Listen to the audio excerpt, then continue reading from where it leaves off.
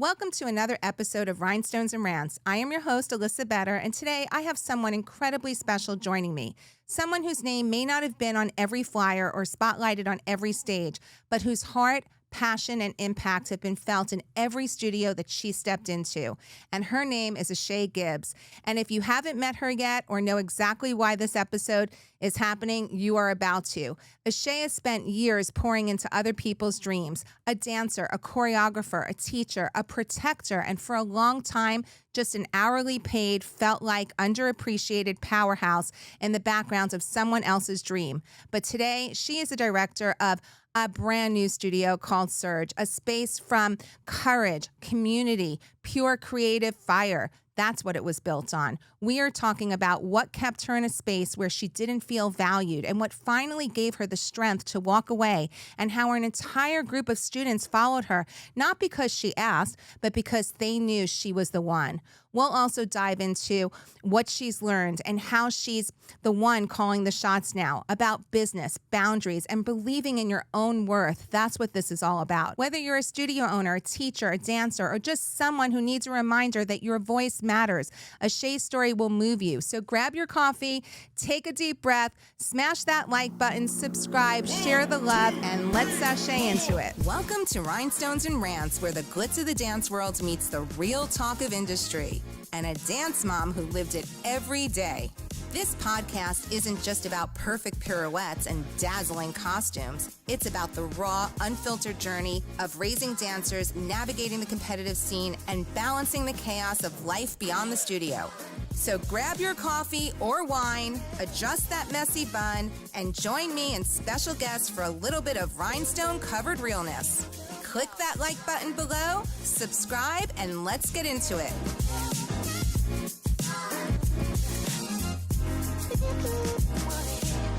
Welcome to Rhinestones and Rants, Eshe Gibbs in the house. It's so wonderful to see you and have you here. You too. Thank you for having me. Oh, so like literally full circle moment, because how long would you say we know each other now, would you say? A little over 10 years, maybe even more. It's more.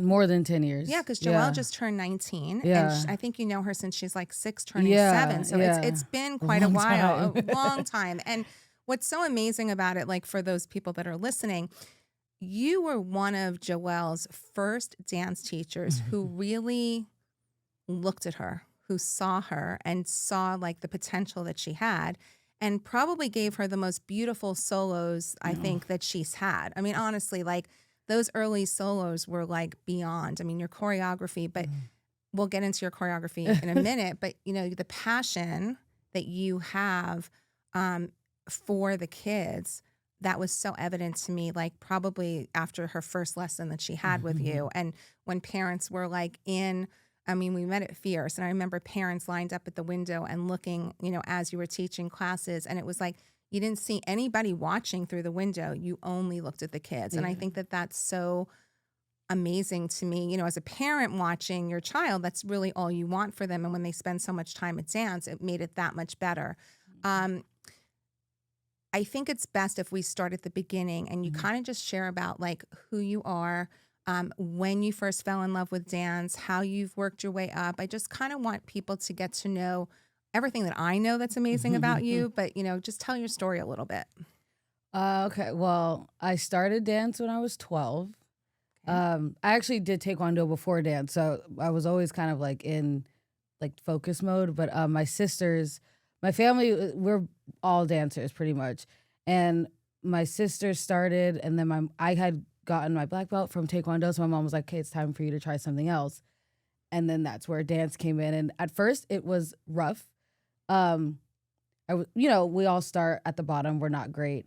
But I think because of taekwondo, I learned like discipline and like don't give up. You have to keep trying. You may not be good at something, but it's okay.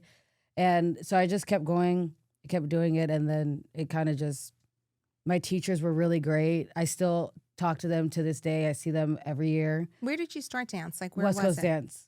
Okay. West Coast Dance. Yeah. West Coast Dance. Hi, see? Told you I was gonna. It's all good. West Coast and Costa Mesa.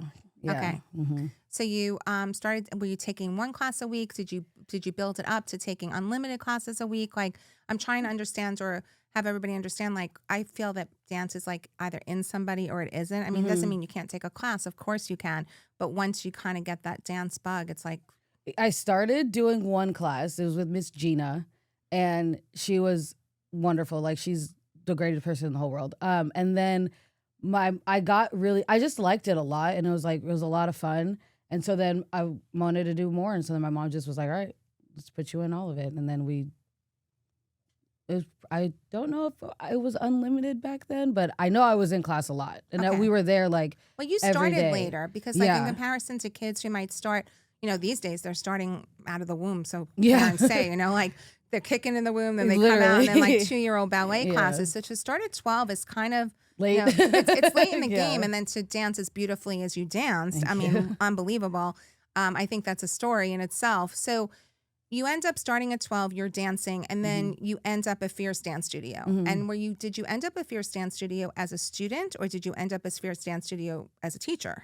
So I was older, and I actually got there because I was teaching a kid at my studio so I graduated from West Coast. Okay. And there we had connections with, younger kids that were like, can you teach me what you know? And so then I was doing private lessons, and my student at the time was interested in auditioning and all that stuff. And Fierce Dance Studio had, it's LA, like they knew a lot of things, they were connected. So she was going there. And so then she was like, oh, come with me. Like, come take a class. I was like, oh, okay, cool. Like, whatever. I was still young.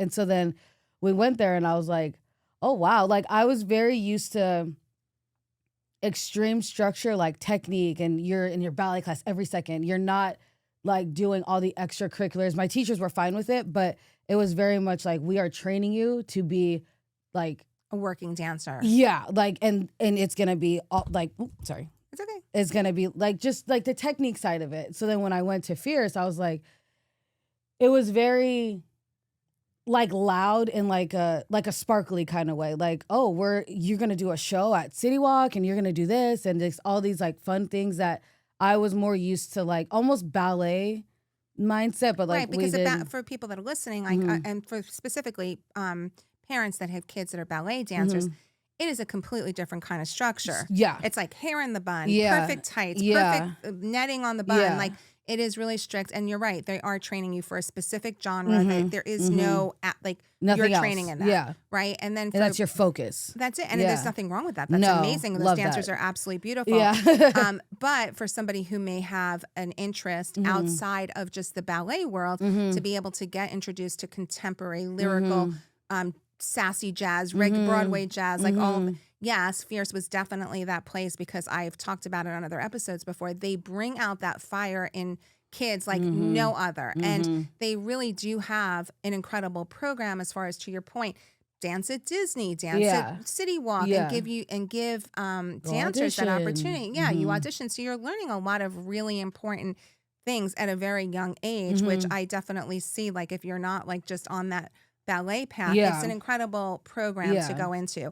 So then, how eye-opening. It is. Sure. And I fell into it too, from going to other studios, and then walking in there, it was like, the music and horns were playing. It was like, oh, like, this whoa. big studio. It was pretty remarkable. And I say it till this day. I had Brian Friedman on the show last week, and he was basically saying to me, nobody brings out that performance like Fierce. 1 billion%. It's definitely that. So you go and you take the class, your eyes are opened, you're like, it's much louder than what you were used to. And then how long from taking classes till you actually started working there? It wasn't until actually my mom, so I graduated because I was brought up to, you finish your commitments, and I was very happy at my studio. Like I said, I still am close with my teachers now. But yeah, I graduated from there, from my original studio. And then all our lives started changing. I wanted to do more. I wanted to get in LA. I was also close with the owners of Fierce, and they presented me with an opportunity to dance there pretty much for free. Like, they would, they grew to be like a second family to me. And so I was like, okay, like, this is just so many wonderful things were happening there. So then I did a year or two. Even with my older sister, we competed together 1 year there, and then my second year it was just me. But in that time, I was dancing and then doing classes at the same, or dancing, teaching, and taking classes like all at the same time. So it sounds to me, because I do know your story, and I promise everybody we're going to get there. But, it sounds to me that you had a loyalty to Fierce. Yeah, because, there was like they presented me you in. with this great package. They took you in. Yeah. Was there something going on in your personal life that you needed to be taken in? With me personally, I have my own like insecurities just from being a little kid, and like, we all get bullied and made fun of and stuff. And it was just like, I knew that there was something good about me, but I also didn't know at the same time.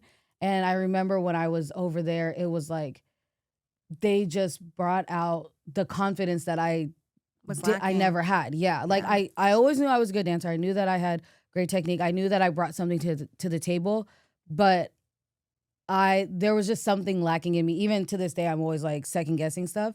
But when it came to like how they made me feel as a dancer, it opened my eyes to like, oh, there's more to me than just someone making fun of like my teeth, or how like, because back like, oh, you're dark skin, and like, oh, you're so skinny and you look like a starving African. Like, I was like, all the time I was getting made fun of for like, which is so crazy, because in dance, I mean, I know that's not what this episode is about, but you're not the first dancer. You won't be the last dancer. My daughter too. It's like so many dancers get bullied, whether you're a boy dancer, whether you are, a girl dancer. Like, you're either, they bully you because you're good. They bully you because you're not good. They bully you because they just want to bully you. It's like, there's so much easy of that. Target. It's so much of that in dance. And it seems that they prey on the ones that have that little bit of insecurity, or maybe that big insecurity, right? And that's why it hurts so much. And, and I think this is a great segue into, you're really interesting to me, because you were treated like family on one hand. Yeah. But then on the other hand, there was a dark side to this as well. Yeah. Right? Yeah. And from the time you were working there, how long did it take for you to see like, okay, I feel family, they're great, like this is amazing. And then all of a sudden when it's just started to not feel so good? It's hard because I'm like one of those people that I'll know someone's being mean to me, but I'll just kind of be like, okay, like they're just having a rough day, and like it'll pass. And, I try to see the good even when I know things are wrong. Things started to come to light for me when like one of my best friends stopped working there, and, we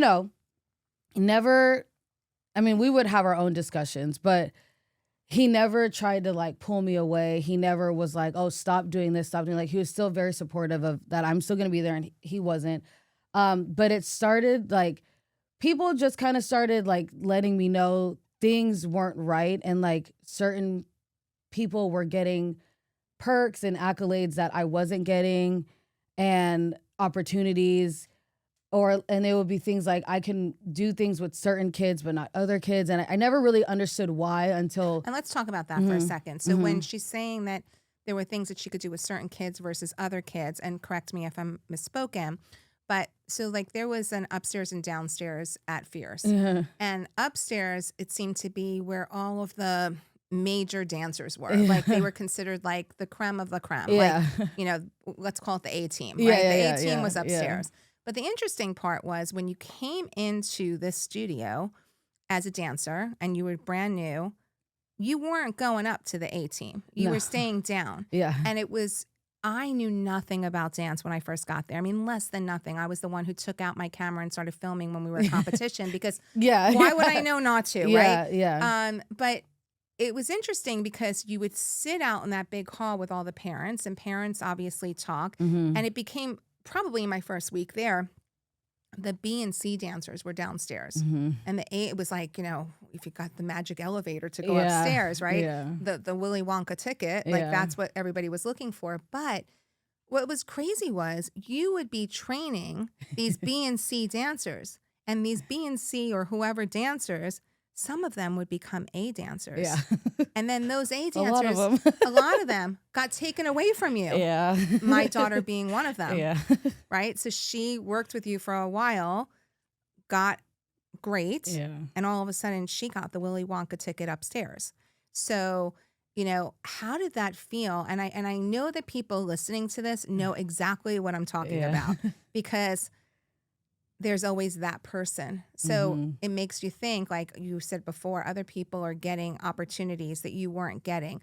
What were some of those opportunities? So we already know that the kids were being taken away if they were good, and then you were getting with the other kids. Yeah. But what were some of those opportunities that other people were getting that you weren't? It was just mainly like working with, like, because I got to work with teaching wise and doing combo classes with a lot, like all the different levels and stuff. But kind of like when it came to teams and like choreography for stage, I never got the kids that I could be like, okay, just stand there and do 500 turns or just hold your leg for an hour. Like I didn't really, or the kids that I could change a dance right then and then they would be like, okay, I got it, because they're used to that kind of stuff. But for me, it's weird because like I kind of took it as, for a long time I took it as a compliment, because I'm like, it means that I'm doing something right. Like I'm building these kids from like 0 to 100, and they're getting that ticket upstairs. Yeah, and so it's kind of like, okay, like, well, I'm glad that I was trained well enough that I can do my job good, and like that's always nice, because then it always in my head I'm like, okay, well, if any kid came off the street and wanted to dance, like I could help them, like, and I like to help people. Which is something I've always literally adored about you. Like I saw it, other parents saw it, people talked about it all the time. And there were a lot of parents that in that time that actually felt bad. I mean, they felt bad for you. I mean, I know that some of them spoke to you about that. Yeah. I know I heard a lot about it, but again, I was just trying to catch my breath and figure out what was going on in dance, right? It's a lot. There was a lot going on. So sometimes it sucked, and then it also was just like, okay, like I get it. There's a hierarchy, and like you have to work your way up. But I kind of thought, and then there was sometimes that was there a real way though, now looking back, that you could have ever worked your way up? No, no. I wish, but what would that have looked like for working your way up? What would that have looked like? What was that definition for you? People would have had to accept that people that they taught can be just as good as them. Kind of like my kids now. I have a coworker who I taught, and now she's working side by side with me, and I'm like, okay, can you do this? Can you do that? Why don't you work with this person? And I don't have that, oh, you're gonna be better than me, and you know what I mean. And that sometimes I always hear things and I take it in, and it makes me feel bad, because I don't want someone to think they're not good enough, when I'm like, you realize that the reason I am the way I am is because you believed in me. So how come you don't want to work side by side and like continue building me up the way that you did when I first got here? Mm-hmm. Like now that I'm teaching, shouldn't that make you proud? Like, shouldn't you? Right. Plus you get to say that you have this incredible, star choreographer that works that for you help, that's consistent, that wasn't out there like booking jobs and leaving every 2 seconds, right? Like I know. I mean, that's a whole other thing. Like there was definitely a loyalty to that. And what you just made me think of, I remember that there was a situation with a dancer that you had given choreography to, and that dancer was going up against one of the upstairs dancers, and the other choreographer had given that person choreography. And this is what parents said. I am not saying this is true by any means. This was the talk in the mom drama room, was that you needed to protect your dancer because the other choreographer had a concern that your dance would beat that dance, which was never allowed for whatever reason. This is what I was told, whether it was allowed or what. So was there something true to that statement? Did stuff like that kind of happen? Passive aggressively, yeah. Like it was there. It was very rare for us to have one kid, like one same kid doing 2 different solos. that rarely happened. So like when it did and when mine started doing well, I would hear like, well, I can't do this anymore because my stuff doesn't win and all of her stuff is beating mine and blah, blah. And I'm like, wait a minute. Like, no, you're great. You don't know what the judges are going to like. Sometimes they like contemporary. Sometimes they like emotional lyrical. Like your stuff is winning all the time. It's okay. We can share. Like we're all from the same studio. So that was actually said to you. It was said to a mom and I heard it. Got it. And I was just like, and again, I'm quiet. I try not to like cause a fuss. So I just was like, oh, okay. Like, well, that's too bad. What else? There's just weird things would happen where like I would, it's so many different like random stories that now that I'm older, I think about it and I'm like, oh, that was actually probably really wrong, but I didn't think it was at the time. But I would sometimes start solos with a certain music that really spoke to me because of things that I experienced in my past. And it actually is one of my favorite solos to this day. And you were there, you could hear the music. So like, and when there's a private going on, you hear the song, blah, blah, blah. And it got told to me that the song that I was using was trying to be used for that same dancer's small group. And I was like, oh, that's weird, because I was literally playing it while the other small group was happening, and you could see her doing her dance. So how come you want to use it now? Like it's just like weird things like that kept happening. Honestly, outsider looking in, it was passive aggressive behavior. Yeah. And like I said, I didn't really know, so I was experiencing it like toe dipping. Yeah. But there was a lot of parent speak and about kids not being treated right, emotionally. Yeah. And a lot of those kids found solace with you. Yeah. I heard it over and over again from parents how, thank God for Eshe, because my daughter like had a therapy session versus a private with her last night. And some of those things for those people. Oh, I would get in trouble for those sometimes. Not from the parents, because I would tell the parents, like, I'd be like, please don't, like, we were talking and don't worry about paying. Because I'm like, this is like not a waste of time, but if you're paying for dance and I'm sitting here like, oh, are you okay? You're crying. What's wrong? But I would get talked to about that. So when did you realize, like, I don't know how long you were there and maybe you can give everybody a timeline, but when did you realize that from the time that you were there and it was family and like, we are family and everything is great. And then all of a sudden there was like these little things that kept happening and individually they weren't a lot, but they start to build. And when did you realize, like, wow, I am really making a difference with these kids? Wow, these kids are trusting me now. And I feel like a protector almost, like you had to cocoon these kids. Yeah. Like, when did that happen? It really gradually over time. There would be moments where we would go to competitions and moms would be like, well, just stay with us, because I wouldn't have a hotel room.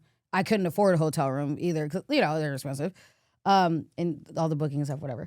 But I started to be like, oh, this is, because when I was dancing, we weren't rooming with our teachers. Like, it was like, everyone is separate because that's your teacher. Which is really crazy, because in today's day and age, like every studio we've been to since, we as parents pay for those teachers. They all get hotel rooms. Yeah.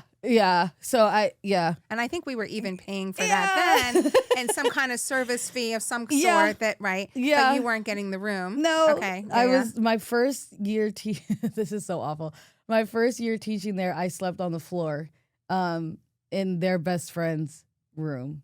Well, So it opened up, and I confided in one of my parents that, again, I'm so close with today, because I was like, I'd rather just get a ride going back and forth, because I don't want to sleep on the floor. Like, that's not comfortable. Like, I was literally sleeping on couch cushions. And that kind of opened the door with the parents, because I was still young and I had just lost my mom. So I'm like, there's a lot of things going on where normally you would go to your parent and ask them, what do I do? And I'm like, I don't have that. I don't have my mom. My dad passed away a long time ago. And they kind of became your second family. So, they built on that. And I'm not saying that wasn't genuine, because I do remember like an email going out about your mom passing. And I do remember like, it was sort of like, we love you. Boom. We love you. Here's something else. Yeah. It was sort of like, they love me with conditions. right. Like Yeah. it wasn't necessarily. And again, wasn't you. So Yeah. what I'm saying, it's just outsider looking in, Yeah. based on so many people talking about it over the years, Mhm, right? mhm.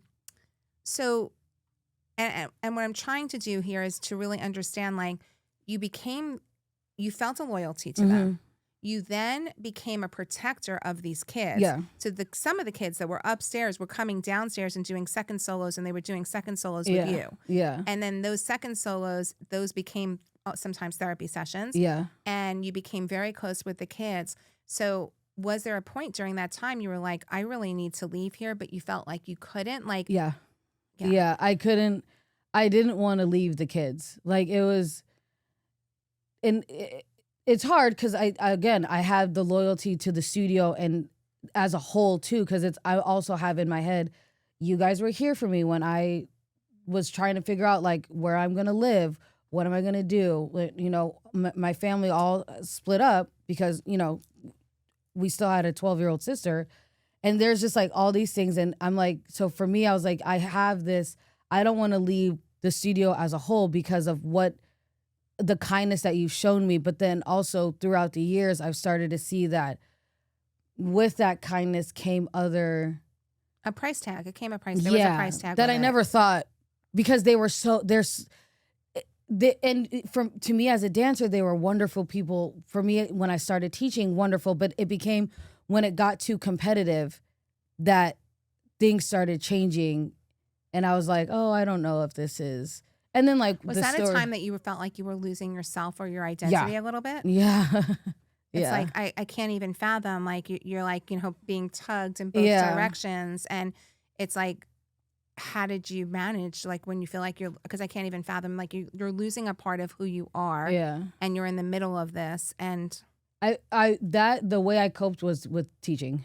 Like, teaching or dancing. Yeah. Like, that was it. Cause like, you know, I have my friends, but even then I lived there. So it was like, you know, I'm living in, my best friend told me, he was like, Eshe, you haven't seen the sun. You haven't woken up to birds chirping in how long? Like, you don't realize what you're accepting as your life because of the loyalty that you feel for these people. And I was like, oh, good point. Did you ever go to these people and say to them, like, you have all of these really upset kids? Like, did you ever, like, not to give up the kids' confidence, or I should say the dancer's confidence, but did you ever, like, communicate with them what was being said or what was being felt? No, because I would hear how they interpret things, and I'm like, okay, I know that if I say, well, this person didn't like that you asked if she was on her period because she was crying and it made her feel like weird, because that's personal. Yeah. They wouldn't, I know, because of what I see and what I hear and what I've been around, I'm like, I know what you're gonna take in and what you're not gonna take in, and you're not gonna hear the problem. You think that everybody else is the problem. There's no. And that was a common denominator, actually. That was something, now you're making me remember, I had my different issues. I didn't necessarily always have that issue, but you'd had to be blind not to see the issues, right? I could have summed them up very quickly. And people talk, and dance moms love to talk about, like, what they see that's not right. But I always, with you specifically, because I saw such a talent and I saw somebody who was kind, and you saw everybody, and you emulated that to all of the kids that danced for you. And there was a love. I mean, there's no mistaking what you gave to so many dancers. I don't even know, because you were so caught up in it. I'm not 100% sure that you knew the impact you had on so many of these dancers, but you did. You did, like, a big impact. And I as a parent wanted to cocoon you because I was like, what is she doing? Like, why? I mean, there were times where, you know, we had to do lessons, like, you know, privates, and we couldn't even do privates there because we would get in trouble of some sort. So we had to make privates outside, and God forbid we got somebody saw us. And there was, like, a lot of that also. And you didn't say anything.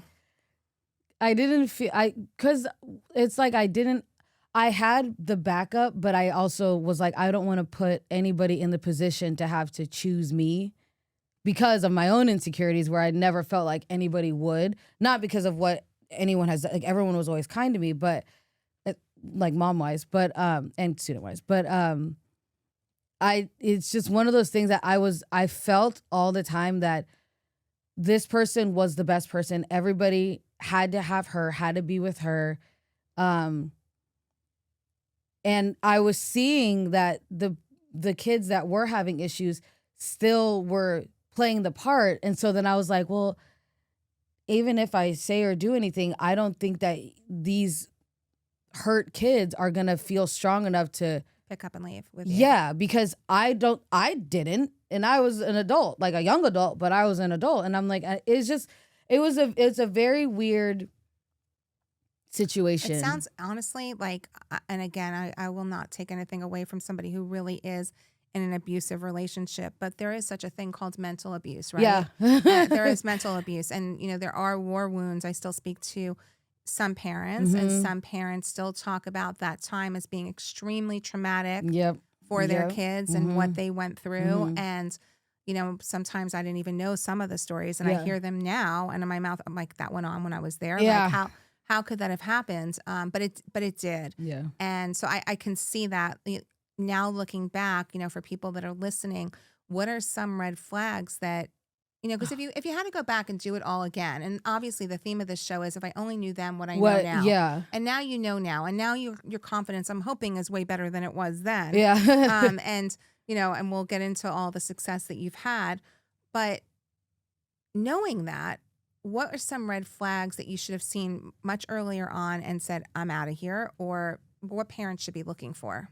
My main red flag that I did not take seriously was when I was told to stop being friends and stop posting my best friend when he left the studio. That happened fairly early on, and and also there's a few things. Hearing red flag number 2, getting what's the word? Like guilted for someone buying you a Guilt Happy trip. Meal. Yeah. Buying you a Happy Meal on your way to competition and complaining about it while the whole ride there you were working and putting CDs together, putting them in folders. That should have been another red flag.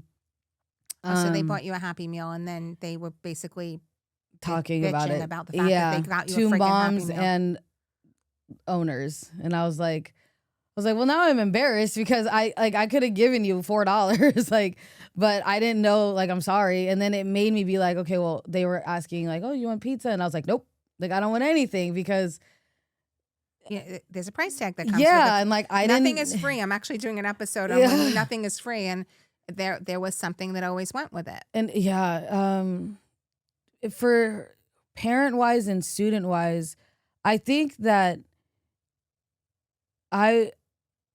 if your kid is if your kid is crying going into a private, don't make them go to the private.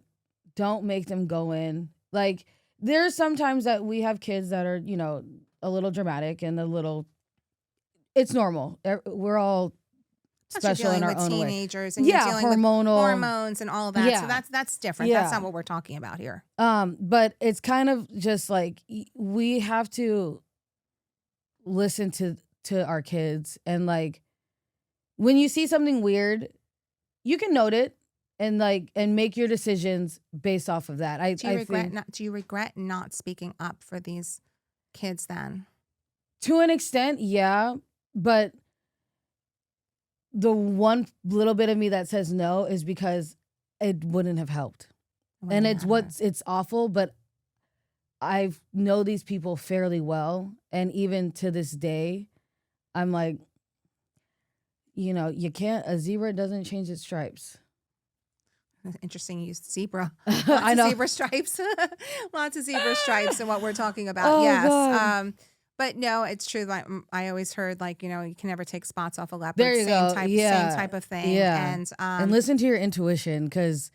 Well, that's the thing. It's parents, and I'm on a lot of these Facebook chats, and so many of them, and I see over and over again these parents posting, my kid is getting, abused in Yeah. her studio, and these teachers, they talk to her terribly, Yeah. and I'm starting to wonder if it's hurting their self-esteem. Yeah, And it's yeah. like, I want to respond to every single one. Move your Mhm, kid. mhm. Like, listen to your kid. Yep. And there are too many, and I see the war wounds now, Yeah. like on the other side, Yeah. Joelle's 19 years old, and there's still some things that were damaged back Mhm. then that I'm still Affecting dealing her with. now. Right. And thankfully, not too many, but Mhm. there are kids. So if parents are listening to this and they have a situation where their kid self-esteem, or, like my pillow, never let anybody dull your sparkle, Mhm. there's truth to that. Yeah. Because if you're paying a teacher to teach your child, Mhm. if they're starting to dim their light in any which way or form, like, it's Do then something. do something. And Yeah. I mean, I believe that you did something for those kids because you listened to them and you Mhm. talked to them and you got them through, in my opinion. Mhm. And even, Joelle, you had conversations with at Mhm. that time as well. Mhm. All the kids went to you. So now you have all of this going on. You have some regrets, not all the regrets, but then Mhm. there was you. And how long were you there for? For sure, 10 years. Okay, so 10 years you went through this. At what point in the 10 Yeah. years did you Yeah. start to say something doesn't feel right? Was it year 3? Was it year 4? When was it? It was, I want to say it was about 2 years before I left. And I don't even know. I think the straw that broke the camel's back was my sister and I did a piece together there. Also, to the parent thing, I think that if your kid is having self-esteem issues and they feel like they're being attacked or abused at their studio, you have free range to sit with the teacher and your child and talk. Mm, That's important. very important. I always tell my kids, I'm like, I'm honest, and I'm like, but you go tell your mom what I said, or bring your mom in here so that she can hear what I'm saying, and then you can speak for yourself and feel like, you know what I mean? I'm like, you have a voice, use it, because Plus, parents are not paying to get their kids abused. thank you. I mean, And come you on, have you're to- paying so you- much money to get your kid abused. Like, what is Like, going on? say something and get your moms. Like, nobody wants to be attacked by a mom, but no parent wants to attack a teacher either. So I like to Do you think know how that. many of these meetings I've had in Joelle's dance career? I mean, I was like the one, and I used to, I think on my first episode, but I was the one, dun, dun, dun, dun, dun. I was the one bashing open the door and going in and having a sit down. And to the point that the last studio that we were at, Mhm. we have like these end of the year type of meetings where you sit Mhm. down, you talk about like the kids, like how the dancer grew that Yeah, year. yeah, And yeah. then you're talking about the new upcoming season. And one of the dance teachers, which I didn't even consider her to be a dance teacher, she was Mhm. in the room. And I'm like, you know what? I'm not even having this meeting until she walks out Mm. because she is never going to be near my kid again. Like, period. Like, Mhm. less than, I mean, she had no business even teaching her. But the point was, she was doing nothing good Mhm. for Joelle's self-esteem. And I Mm. was basically, I said this to anybody listening, it's a strategy. I basically said, I will sign up for next year. But if she comes in as a sub to any one of her classes, I want to be credited for that class because she's leaving. She's not going to be staying in She that was class. that bad. And that was what I did for one whole year. Every single Yeah. time that teacher went in to sub, I would be on texting, the owner, Mhm. please credit the class. Please credit the class. Because she really shouldn't have been near children. The way she was a kid herself, and she really didn't have, she had less than zero experience. And she was kind of evil, but not evil, and Mhm. just not somebody that I would want teaching my kids. So I think that advice that you're giving is extremely important Yeah. because you are paying, and it takes a village to raise what I consider to be a great dancer. Yeah. Yeah. And everybody has to. We're not always gonna agree, but I feel like if you can sit with your teacher and your kid and hear what each person has to say, and like every person has to say, it's helpful, because a lot of the time, a kid can interpret something one way, and then if I say it to the adult, they're like, "Girl, you're tripping," and I'm like, "I know, that's why I'm like, hello," but it's like you have to be, as a parent and a teacher, you have to be willing to have uncomfortable conversations sometimes. And sometimes you have to be okay with a parent saying, I feel like my daughter's not meshing. What's going on? What can we do? And if it works out, it works out. And if it doesn't, it doesn't. And right, like, and then you need to leave because Yeah. maybe it's not the right place for you. But Yeah. I do think Not a that good when fit. an educator, a dance Yeah. educator, is open to having those conversations and not blaming everybody else and taking, you Yeah. have to be able to take some responsibility. Yeah. That's the way relationships work. It's not Mhm. just in dance. It's like whether you're married, boyfriend, girlfriend, like Mhm. girlfriend, boyfriend, Mhm. boyfriend. Mhm. It doesn't really matter. It's like being able to compromise and literally hear the person, Mhm. because I always say perception is reality. Yeah. And if that is a dancer's perception, there has to be something to it. Yeah. Like Yep. literally. Yep. What Yeah, was sorry, some of went the off on tangent. what was some of the most important, like what were some of the most daunting like things that like dancers came up to you and told you that were really concerning to you during that time? Feeling they never felt good enough. Some of them would talk about their body. One really broke my heart was there was a comment made about another dance studio, super put together. The kids are so cute, like they're just like flawless, but have been around for like 1,000 years. But there was a comment made that like you guys have to look like those kids, and one of the girls that was in the conversation came to me, and she was a little thicker. Like she wasn't. It doesn't even matter. Like but she wasn't like a toothpick. Right. And She didn't fit the mold that they were looking at. Yes. And when the comment was made of you guys need to look like these people, the little girl was like, Miss Eshe, I don't have blonde hair and I'm not skinny. I'll never look like that.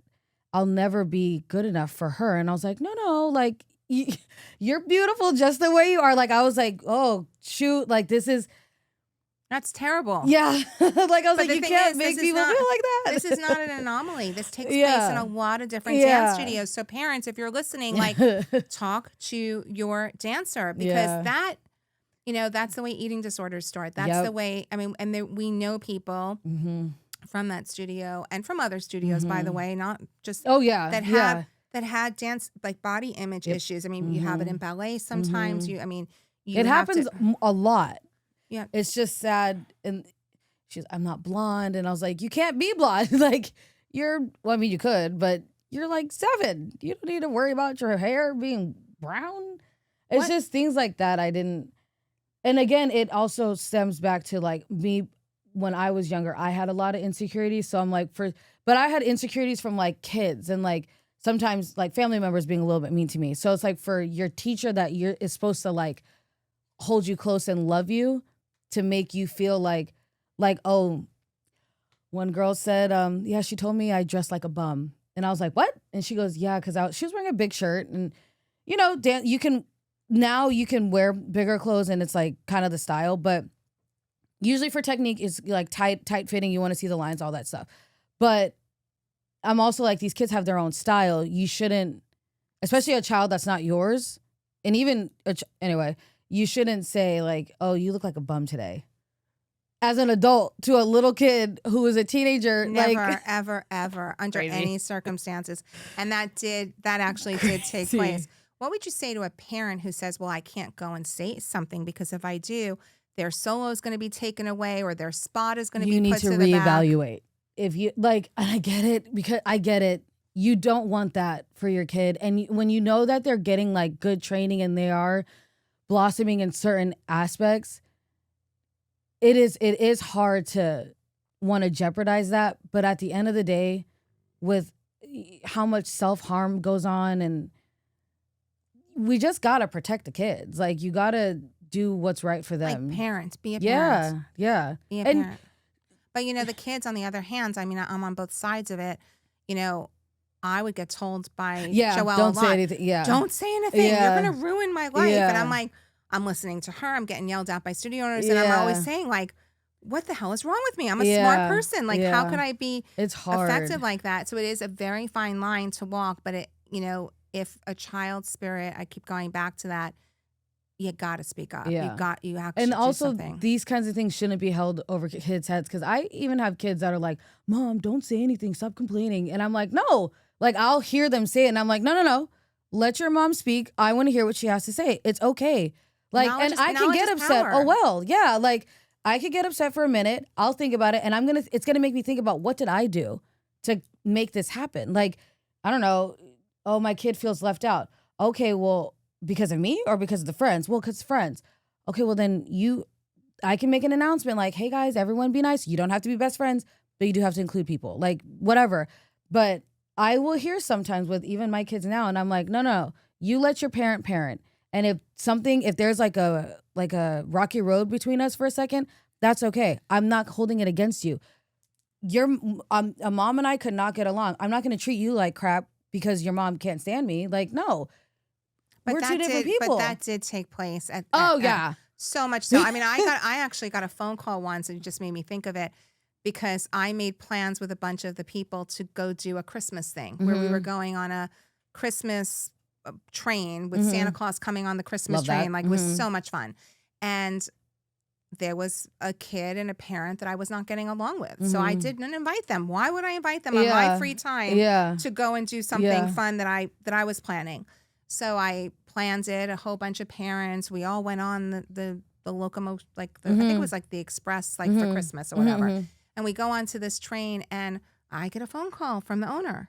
And I basically got yelled at that I can't be doing that and not inviting everybody. And I'm like, excuse me, I have to follow your rules Monday through Thursday or Monday through Friday while we're training or a competition. But on the very little free time that I have, you're not going to tell me who I could spend my time with. Yeah. And I did speak up, and I advocated for myself, and I was like, that's a big no. Yeah. But this was an actual conversation. It's like, crazy. Are you kidding me right now? Like, now you're going to tell me who I'm allowed to hang out with? Like, I am a grown woman. Like, this is ridiculous. So, it happens even with parents. Like, it's funny, and I'm like, you guys, you don't have to all hang out. Like, it's okay for 3 parents or like a group of parents to be best friends and their kids to hang out. But as a parent, you have to teach your kid, like, hey, I had a parent this year that was like, I had to explain to my daughter, like, we have a lot of family out here. We can't always be with the girls. We can't always do this. And my kid had to understand that you're not getting left out. Mom says no because this is what we're doing. That's okay. You shouldn't. And could you imagine if I'm calling like, hey girl, so you didn't invite Susie to That's ridiculous. Ashley's house. Like, and it has nothing to do with me. And these are grown people. Yeah, these are it's adults. crazy. Like, you need to start adulting. And this was the batshit crazy stuff that would actually happen. And you just made me think of it. And I'm like, it absolutely was like that. Okay. So now you end up leaving. Yeah. You get I'm gonna call it the balls of steel. Yeah. The confidence comes in. Eshe is I am mighty, hear me roar woman. And how did that happen? Like, you got like a parent came up to, like, how did you do this? Because there's other people that probably would like to do it too. And I want to hear that part. Hard. Honestly, I get to use my sister as the crutch partially because she was pregnant at the time, like freshly pregnant, about to have, well, you know, in time, gonna have my awesome nephew. You're amazing nephew. And this also was right before COVID hit.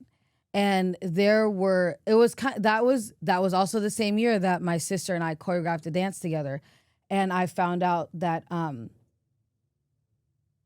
one of the heads was saying that, well, she's not allowed to come to competitions. She's not allowed to do this. My sister. And I was like, well, then why are you asking for us to do this piece together if you have so much disdain towards her?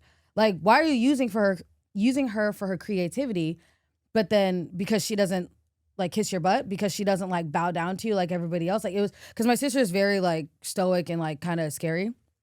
And like, I've met her. I don't think she's so scary. But I actually think she's sweet. But yes. But when you're good to her and when you're nice, she gives what she receives.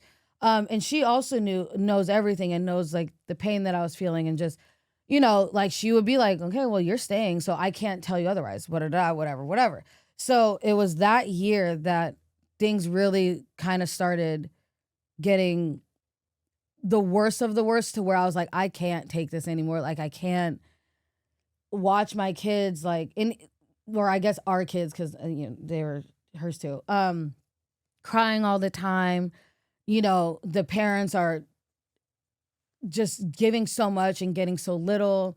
I was feeling neglected and bad, and so then I had been talking about it with my sister, and then there was where our studio now, they wanted to do like, I don't know if satellite studio is the right word, but like one studio in Seattle and then one studio here. Yes, basically like a franchise almost. Yeah. And it was kind of perfect because they're family. And one of my owner now, her daughter was one of my students from when she was like 6. And they experienced a lot of the same traumas that most of the people. Yeah. So it was kind of like we all were just tired. And so they discussed like, oh, we're talking about doing this. Would you be interested? And I was kind of like, I mean. You had to think about it? Well, Eshe. I'm telling you, I've got some issues. Oh my goodness gracious. Okay. But it was like, I want to do. It is like a battered person, because a battered person, they can get battered one day. Yeah. And again, I'm not taking away from any battered people. So that's not what this is about. But you can get battered one day, and then the next day, oh, well, they were nice to me, so maybe I'm going to go back. Yeah. And that's my whole like adult life, even in, well, not now, but in relationships in the past, where I was like, I'm being hit physically and mentally in all different areas. So I'm just like holding on to the little bits of happiness. Birdseed. Yeah. So that's why when they brought it up, I was like, and I didn't know our other owner very well. So I was kind of like, what if you're just like them? Like, I know this mom that I think is phenomenal and like is to this day like one of my best friends. Was amazing. Yeah. So I'm like, you guys I love, and your kid I love, and like I feel like this, but then I'm like, I felt that sense of like hope and love with them. And then so it was like, it was scary. But we had a really good meeting. It was when we were shut down. So I was driving all the way from Lancaster, but nobody ever really knows that. Anyway, I was driving an hour away to come teach on the computer because we were on lockdown. And even during that, there was just things that just kept happening and negative things that were being passive aggressively said. Meetings about like using like at the time it was like the Black Lives Matter thing, and like using that as, well, we could do this and we could do a dance about Black Lives Matter. And I was like, I feel like you think you're saying the right thing to keep everybody here, but you're saying all the wrong things. And I'm like, it's too much. Black Lives Matters dance only. Yeah. But you have to know her to love her, because I know that like she said it with actually really good. I wasn't even there. I know she said it with like the best intentions. But I was like, babe, no, that wasn't it, honey. Right. Yeah. And I was over it. And so then, I had let them know, like, I'm not teaching anymore. Like, I was told not to say anything to the kids, but I will be honest and say I used my sister's pregnancy as my crutch. Like, I was like, I have to be here for my sister. Cause again, I'm all she's got. She's all I've got.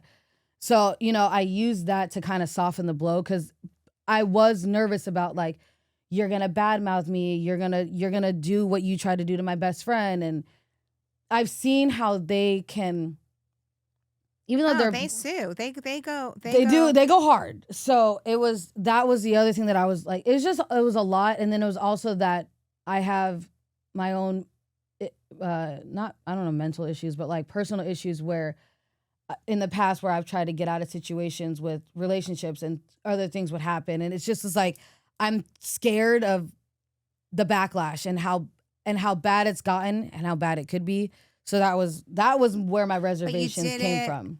And then you had kids that followed you and you were applauding you. And I want to take a moment just to say, like, when that happened and I saw that announcement, I felt like I was going to cry because I was so happy. Like, you finally did. You got away of something that I wanted you to do for so long. You were there over 10 years of this. Mm-hmm. This wasn't like it just happened year 9 and maybe a little bit of 10.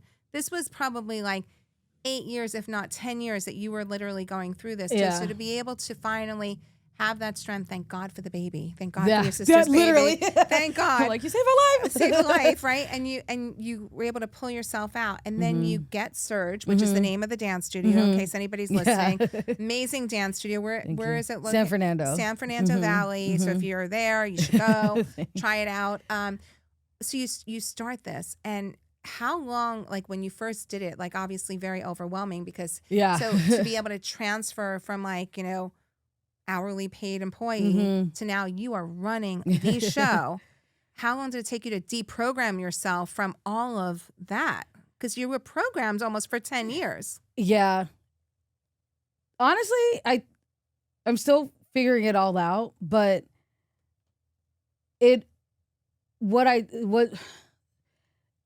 helped going through everything I went through because I know what I don't want my coworkers to go through. I don't want my kids to go through. And I'm like, so it's like. So give me 3 things that you did, you absolutely put in place. Like you were going to go run the studio and you're like, these are the 3 things that are not going to take place at Surge. Oh my God. Embarrassing kids. Abusing power and not listening.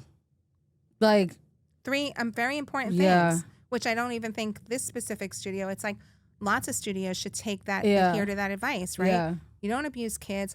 Listening is just as powerful as talking. Like, you need to be able to listen. That's in business, that's in sales. Like listen to your customer because at the end of the day, they are your customers. Yeah. But when you're dealing with children, you gotta listen. Like you gotta.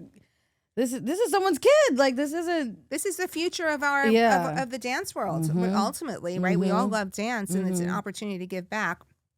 Okay, so super proud of you. Thank you. You opened this up, and you had kids that came. Like, what did that feel like?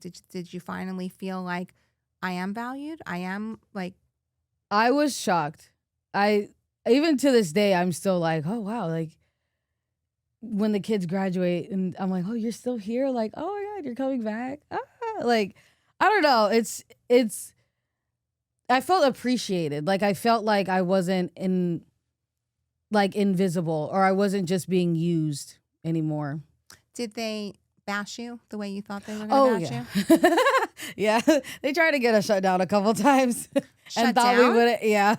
By how? How were they? Because so it was we were doing the 6 feet thing. It was like when you couldn't have a certain amount of people in the studio. I can't remember all the rules. From I think back it was then. you had to be 6 feet away from each other, and that you couldn't only I don't know So they reported it.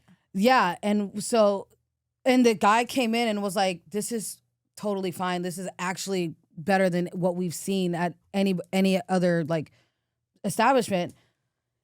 And there was one really nice guy, I don't remember his name, but he showed us who made the call. And I was like, oh, okay. Well, that makes sense. It was said that we wouldn't last 6 weeks. There were some pretty nasty things that came back. Sorry, that's just whatever, but you still persevered. We're still here. So now what does it feel like on the other side to be a boss versus a team, an hourly employee? Like, what have you learned? Like now being on the other side, is there certain things like all of a sudden you understand what was done, or does it give you more of an understanding, or it's sort of like, I cannot believe they do that? Well, okay, I'm not a boss. My boss is our boss, but it's. You run the studio. Well, you're a boss. I forgot the question. The question is, sorry, because now that you are running a studio and you're on the other side of it, do you now understand maybe some of the reasons why that people who own studios or run studios do the things that they do now being on the other side? And what are some of those things? And, even though some of the things were bad, and what are the things that you're like, you still don't understand why they did what they did? I can understand why they were controlling to certain aspects. I think that you have to trust your teachers and know that they should be doing the right thing. They should be putting their best foot forward. But so I take the control, but like also listen to, okay, if a teacher wants to do this certain song and I'm like, okay, that's cute, but could we add a little bit of this, a little bit of that? Like, okay, that's a nice trick that you're teaching them, but they're never nailing it. So maybe switch it up. Like I never try to take away somebody's creativity or power the way that it was done to me. If a kid says, oh, I want to do a solo with this person, I'm like, okay, well, I think with your skill level and with your ability, maybe this teacher might be better. And sometimes the kids are like, no, I want this one. And I'm like, okay, we'll see how it goes. And you gave your opinion, which I think that's fair. That's like a give and take. And I think that is, an amazing thing. And then as far as, you're saying like control, like what about like the financial part of it? Like there was, people said that there was a lot of penny pinching going on, like up charges and things like that. And now being on the other side of trying to create a successful studio, do you see that side of it, or are you more like, no, that's just I wrong? see why even with my home studio, why there are upcharges, but there's a certain level of greedy upcharge that doesn't need to happen. And that even with my owner now, she is very good at, because she experienced it. So she's like, I know why this was happening, but we have to make it make sense. Like I'm not gonna, I don't know, a teacher charges, I don't know, $50 for a masterclass. I'm not gonna charge you $100 and act like that's all going to the teacher. Like she's my owner now, she's very transparent. And I'm like, I feel like that's important because there was no transparency, especially financially over there. And there's things that you guys would pay a choreography fee and I would be told what you paid. And then I'm like, oh, that's not what we got. Nothing like, close. Yeah. That, okay. And I'm like, okay, well, maybe there's something I don't understand. And then it would get explained to me. And I'm like, I still don't understand, but it's your business. I'm just gonna, it's too much of me just being like, okay. There was a lot of that yes going on for you. Which now, being on the other side and running a really successful studio where kids are happy and kids are learning. And, I think that is a testament to you. That's a success story. So where do you see Eshe in the next 5 years? Teaching. That's all I want to do. Teaching. Probably married. Yeah, and where do you see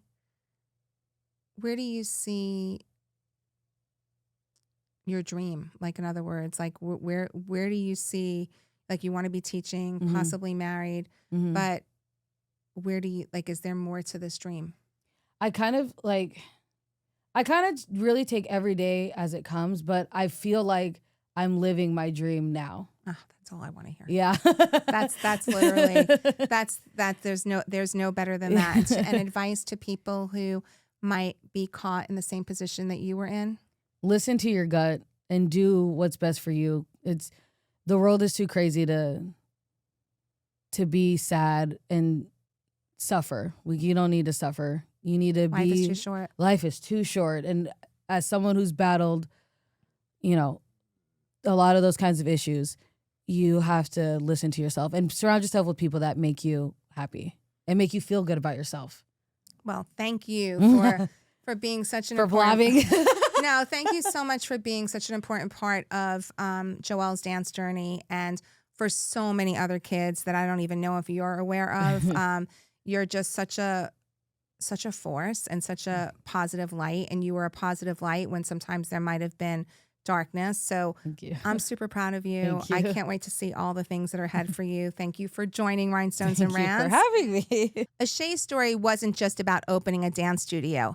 It was about realizing what your worth is. So whether you are a teacher wondering if anyone notices you, a parent trying to choose that right mentor for your child or dancer, or figuring out where your place is in this world, remember this: The ones who leave with heart might stay in the background for a while, but eventually their fight breaks through. Eshe is proof of that, and hopefully this episode spoke to you. So if it did, please share it. Make sure to tag a friend, and never forget, the ones who care the most are the ones who change everything.